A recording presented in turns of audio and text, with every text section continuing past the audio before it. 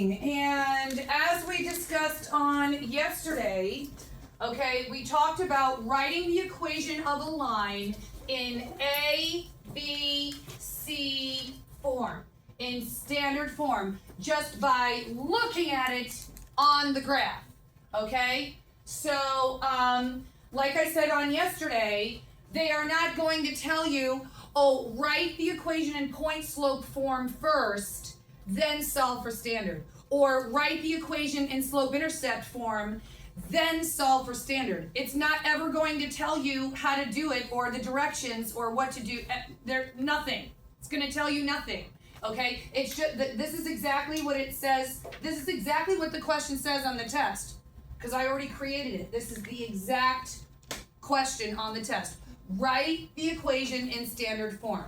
Because the EOC people want to know that you know, okay, that you have to look at this graph and say to yourself, do I have a y-intercept or not? Okay? So this is a little bit tricky, okay, because we do have a y-intercept, but it's like, 2.5. And sometimes students don't like to deal with decimals. So it's up to you. You can write it in slope intercept form first with 2.5 as your y-intercept. You can do that. Or you can write it in point slope form because you don't like that and you just want to use point slope. It's up to you, okay? So for this, I can do both. That's probably going to be very helpful. So on this side, I'll write it in point slope form, okay? And then on this side, I'll write it in slope intercept form, or y equals blank x plus blank, okay? So this way, let me just make sure.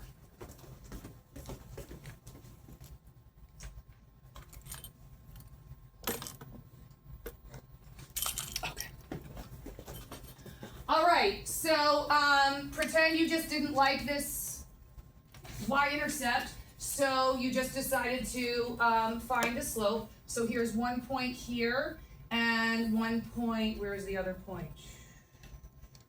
Oh boy, all the way down here, okay? And we went down 2, 3, 4, 5, 6, 7, 8 over 1, 2, 3, 4, 5. So that's a negative 8/5 and a negative 8/5. The slope is, for both, whichever you decided to do. Okay? And then we just have to pick, I'm just going to pick this point here. So what's the coordinates of this point? It's -1, +1, 2, 3, 4. Okay? And I just have to put it in my point slope form. So my 4 goes here. That's going to be a double negative, so that will become a +1. Or I could just use the y-intercept here for slope intercept form, and that's 2.5. Okay? So at this point, we have to take it from point slope form and solve for standard, or take it from slope intercept form and solve for standard. Okay? So what was the trick that we learned with fractions? We're going to circle and distribute to the right, circle and distribute to the left, and remember that since this is a negative fraction, the negative always goes with the numerator. Okay, so 5 times y is 5y, 5 times -4 is -20, -8 times x is -8x, and a -8 times 1 is a -8. Okay, so at this point, you just have to remember what we're solving for here. We're converting it to A, B, C form. So you have to look at these 4 terms and say, what do I have to move over here? And what do I have to move over here to put it in A, B, C form?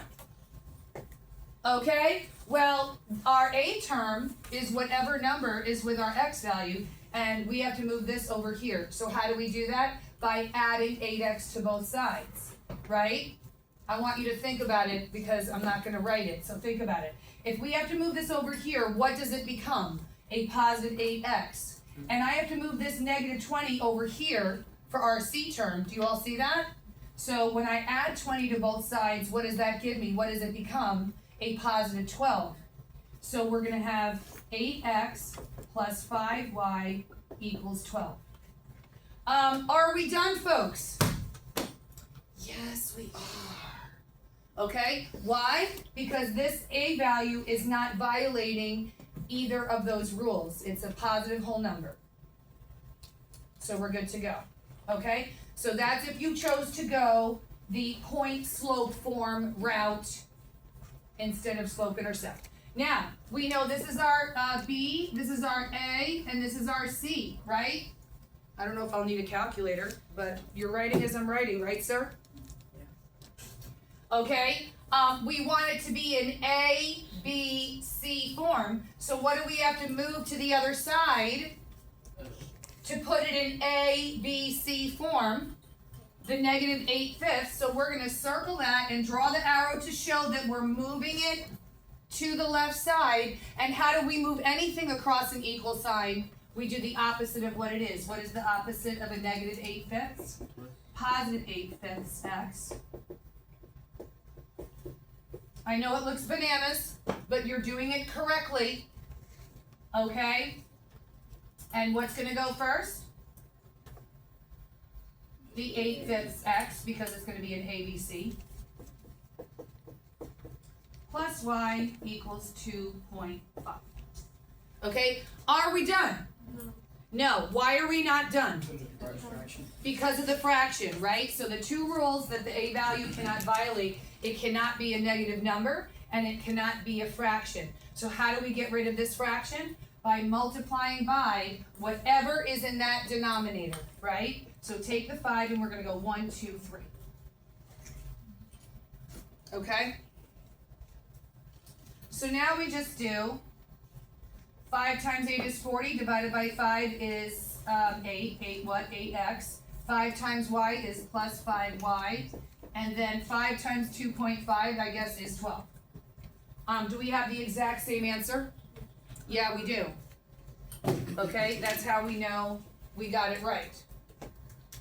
Okay, so again, it doesn't matter if you choose to do point slope form and then solve for standard, or if you chose to do slope intercept and solve for standard, you're going to get the same answer anyway. Okay, very good.